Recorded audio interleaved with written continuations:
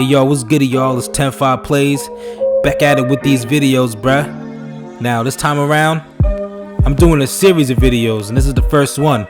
You know what I'm saying? So what I've been up to is I've been playing every Legend of Zelda game in chronological order so that I can do this video series going through each game and aspects that I have from each game, you know, that I feel is really good, that I would love to see come back in the next Legend of Zelda game coming out, Breath of the Wild 2, whatever it's called. You know, I've been trying to do this for a while. It's taken some time, but I'm ready to get this started. You know what I mean? And it's going to start with the first game in the series, chronologically, Skyward Sword. So what from Skyward Sword do I think is dope enough to come back for a sequel? Well, a lot.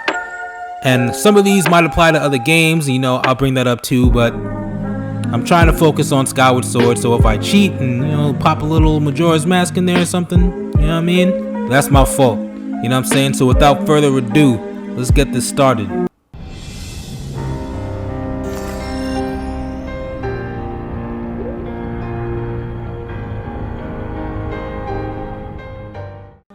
One of the things from Skyward Sword and other Zelda games that I really did like was the cemetery. I liked how the cemetery felt like a cemetery. You know, it wasn't just another area on the map, kind of like Breath of the Wild cemeteries that you went to. It felt like a cemetery. It was a little uneasy and it had secrets. You know, I feel like in the Zelda games, the cemeteries are always creepy, and that's where you find a lot of secrets and hidden things, and, you know, that's where you can find a history of stuff that happened. You know what I mean? Breath of the Wild did have something cool with the king's grave, but we're talking about cemeteries here. Now, let's be honest, the only thing we did at the cemetery was shoot an arrow to get a shrine. You know, everything was kind of to get a shrine, and that goal was nice, but it would have been nice to have a little bit more payoff from the experience of being in the cemetery. Like in Skyward Sword, you know, that's where you find, you know, the secret, so that you can go down, walk the platforms that somehow nobody knew was on this island that we've been stuck on our entire lives, and find that demon monster man who is hanging out with that little girl in a non-creepy way. You know what I'm saying? So yeah, I feel like they did good with the cemetery. I feel like it was a good location, and they need to kind of bring back those vibes for the next Legend of Zelda game. You know, boost up that cemetery. You know, we have time now to be peaceful, I guess, and show some respect to the people who died. I mean, I'm sure they weren't just skeletons laying in the dirt this whole time, but you know what I'm saying? Just do something with the cemetery and make it a Zelda cemetery. Alright, next up, one of the best parts of Skyward Sword, if you ask me, is the characters in Link's community. Now, obviously in Breath of the Wild, Link kind of woke up, knew nobody, in a cave, and was naked. Where in Skyward Sword, Link is part of a robust community where everybody knows everybody. You know, it was different. And I felt like that was a really strong point of Skyward Sword. You know how, you know, you had your cliques, you had the people that you looked up to, the people looking after you, you had your teachers, you know what I'm saying? You had the chicks that the dudes were liking. I thought it was just well done. You know, you had people like Bruce come from there. It was really an experience, and I feel like the layers that each of the characters had was really cool. You know, you had Bruce and you had his goons, you know what I'm saying?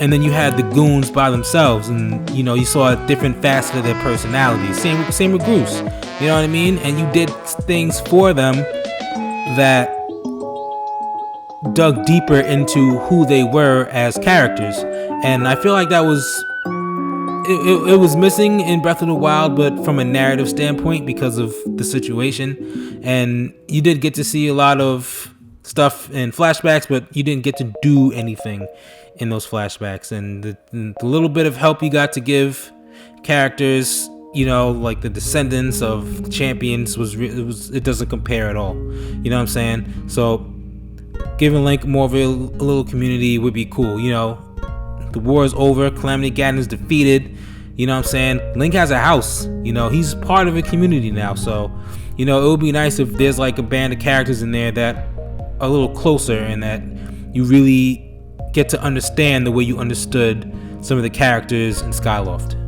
Next, and this goes for every game, obviously, and this is a no-brainer, so I'm not going to stay on it, dungeons. Bring dungeons back. It would be great. You know, I love shrines. I loved the divine beasts, but bring dungeons back. And I'm sure they are, you know, judging from what we've seen. But not just the dungeons, more specifically to Skyward Sword, is the art direction of the dungeons. I thought was done really well. And not just the art direction, but just how they varied from each other. You know, you had that one dungeon where you had to utilize time stones. Like, who thinks of that stuff, man? That was amazing. You know, so I just needed to give a shout out to the dungeon design for Skyward Sword. They were all beautiful. They had different functions. You know what I'm saying? It felt different going through each one. You weren't just, you know, doing a divine beast to go do another divine beast to fight another Ganon. You feel me? So yeah, shout out to Skyward Sword's dungeons. I'd love some of that variety and beauty in Breath of the Wild too. And speaking of that, time stones. Now, I'm not saying bring time stones back, because I know obviously a lot of time has passed between Skyward Sword and Breath of the Wild, and we've seen time get utilized in different ways between games. So you never know what those time stones ended up turning into, but it would be cool if something was derived from the time stones, you know, ocarina, whatever it is, or even the time stones themselves, I don't care, that lets you manipulate time in some form or fashion, you know, because it was really cool when you use the time stones and you got to kind of go back and see how life used to be, you know. And I feel like for the setting of Breath of the Wild and how we went through a calamity and memories gone and all this type of stuff, it would work really well for that setting. You know what I mean? Time travel, time displacement, I don't know, bruh. I'm not a scientist, but it would be dope to see time played with a little bit in this game, especially with the circumstances. Next up, and again for every game, and this should be a no-brainer, obviously, enemy variety.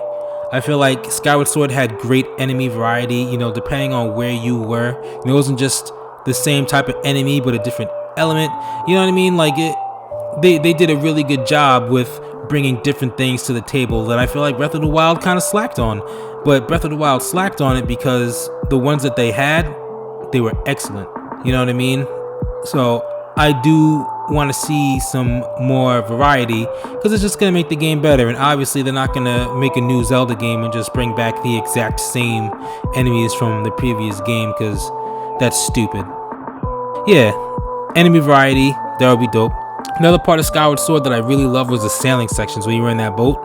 I thought that was really cool. I miss boats in Breath of the Wild. You know, the raft is cool, but you know, you're carrying around a tablet that can open up a GPS map that tracks your steps and builds bombs out of thin air, yet Link is riding on logs? We need some boats, bruh. It would be dope. We can travel further, you know what I'm saying? And it would just be a good time. It would be a good time for me. I want boats, you know. You can make fishing better or add it at all, and you can do a lot in the boats, you know what I'm saying? Even how the boats in Skyward Sword had the cannon in it, you know, that was cool. Or even how it had the time stone inside of it. You know, that was a nice mechanic. When you have the time stone, you kind of going and uncovering old land and water through the sand, because it's a desert now. I thought that was really dope. Bring that back. Next up, the Trials of the Goddess in Skyward Sword was amazing. You know, the enemies in there, if you want to call them enemies, when you didn't get your tears or whatever you had to pick up, I don't really remember. But once those things were animated and they started coming after you, bruh, you was sweating. You trying to get out of there. It's crazy. It was so well done. And it made a familiar place no longer familiar very quickly. You know what I'm saying? And I would love to see that mechanic return. Also, some sneaking sections. You know, you did have some sneaking sections in Breath of the Wild, you know, when it came to the Yiga clan, but some more sneaking sections would be good. I thought they were well done in Skyward Sword, and I feel like they can be utilized even better in Breath of the Wild because of how the landscapes are and just how the world is built. Yeah, I think that would be pretty dope. This part is pretty big for me personally. I feel like they need to take better advantage of the system that the game's running on.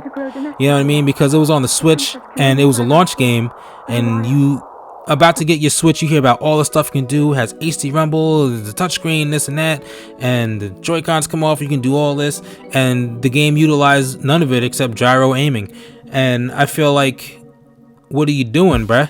When Skyward Sword came out, you people might complain about the motion controls, and if you are, shut up, because it's a Wii. The Wii is a motion control system. Obviously it's gonna have motion controls, you know what I'm saying? And it utilized everything the Wii could do into that game. Breath of the Wild did not. You know, I feel like the menu would have been a lot easier if you could have just swiped when it was in handheld mode at least. You know what I'm saying? I feel like, you know, I feel a lot of things. HD rumble would have been great in Breath of the Wild. You know, you can feel the enemies coming under the ground, but like really feel them coming, you know what I'm saying? Like they could have done more with that. And it was disappointing to see that a new system came out and all these new things were touted for the system and none of it was used. Next, Skyward Sword had a great antagonist. And now I'm not just talking about Demise, I'm talking about Girahim. I thought Girahim was dope. He was tripping with personality, stylish. My man was threatening, he was creepy. He was the package, and when it came back down to the final fight, it really did surprise me what happened with him, you know. Spoiler alert, he's a sword. And it was a nice contrast to how your sword has kind of been alive this whole time and now he's alive. You know, I wouldn't even mind if Girahim came back, or even if there was just a nod to him, like to the sword. That would be so dope, man. But Girahim, you was one of a kind. And I'm not saying Calamity Ganon was a bad antagonist, because he was menacing in a different way. You know, he was always present, almost from everywhere you can see him. And it really did remind you that, yo, you got to kind of get the ball rolling. You're going to get cooked when you get over there. You know what I'm saying? He was always there. You knew Zelda was inside, and you knew the aim of the game was to be able to go in there and take him down. You didn't really know how he's gonna get there, so I thought that was well done. But as far as just being a character goes, Girahim is top tier, and I'd like to see more top tier in the next Zelda game. Next up, again, this probably comes down to motion controls for the Wii, but I really did love the sword fights in Skyward Sword. Even with basic characters, it was kind of like, I mean, realistically, sometimes you just kind of like moved the controller up until the enemy didn't move it in the same direction as you, and then you hit them. But it was nice sometimes having genuine sword fights with different enemies. You know what I mean? I feel like in Breath of the Wild, Link is a swordsman. That's like his thing. That's what he's known for. He's like a goat swordsman, a swordsman prodigy, Mob Deep. You know what I'm saying? Rest in peace. But you don't really get to use those skills on anybody. And then even when it came down to any of the Ganons or Calamity Ganon, none of them really required a sword fight. You know, you just kind of got them to knock down, you go and you beat them up with your sword. It would be nice to be able to have fights with people where you have to utilize defense and offense in a meaningful way to survive. You know what I mean? I felt like that was a bit of a missed opportunity, and they bring back some sword fighting like they did in Skyward Sword, it would be dope. And no, I'm not saying make it motion control, but, you know, have some depth. Next, I thought this was really cool for Skyward Sword. Having familiar places you've been earlier in the game get completely changed. You know what I'm saying? You know when you went back to the woods and it was engulfed in water? You know, I thought that was fire. And then it just completely, it was like a different place. It made a game that didn't feel that big, feel big. And I know Breath of the Wild the mechanics are different, you know, and I don't want it to just be a scripted thing that happens once, because then it's not really a world you're gonna genuinely experience, you know. But it would be nice to come back sometimes and then maybe something happened and the place is completely different. You know what I mean? I don't know what they would do, because I'm just some guy. That's up to Nintendo to decide, and I know they're gonna come up with some fire. So yeah, I would love that. Also, this would be so dope. Letting lightning infuse the Master Sword during thunderstorms, bruh. Remember when you was fighting Demise and you lifted up your sword and boom! Cracks with that lightning and you served him them hands? I would love for you to be able to do that in Breath of the Wild. And I specifically said the Master Sword because, you know, I still want the you gotta put that metal away, you getting shocked treatment. You know what I mean? And when this happens, you know, it would be cool if your sword isn't out and in the air, you're done. You know what I mean? Like, you gotta actually perform putting the sword up for it to work, and only the Master Sword. You know what I'm saying? Because the sword in canon of Zelda can do it, so I don't see why I can't do it here, and it would be awesome. Now we're finally up to the end. The last bullet point on my list. Interactions with the dragon gods. Now, I'm not saying take them out for tea and eating biscuits, but, you know, it was cool in Skyward Sword, you know, kind of being able to see the personality of these dragons and who they were. I don't want to get rid of the nuance in Breath of the Wild of seeing them just exist and being in awe of their presence the way that you were, and it kind of being special. But it would be nice to be able to have some type of moments where you have a little bit more interaction with these dragons in the game, or any type of godlike creatures that you find in the game. It would be cool, because I know that you don't want to ruin anything. Like, you know, you don't want to go up to the Lord of the Mountain and be like, hey, and he's like, oh, what's good, bro? You know, it says something when you go up and you sneak and you get this beautiful Lord of the Mountain you can't keep, and you know, it's just a special thing that I don't want to see ruined, but I also still like to see expanded upon and not just do the same thing. So interaction with dragon gods would be pretty cool. You know what I'm saying? Now I guess that does it, bro. The video's over. You know what I'm saying? So for those of y'all that stayed, thank y'all. I hope y'all enjoyed the video. You know what I'm saying? Next up, the Minish Cap. It's not going to be as long as this one because I didn't have as many things, but I mean, it's a great game, but I just didn't have as many things, so it's going to be shorter. So make sure you keep a lookout for that. You know, I'm really excited to be doing the series with you. I hope you enjoyed the videos, and I hope you come back for the next one. All right, so take it easy, y'all.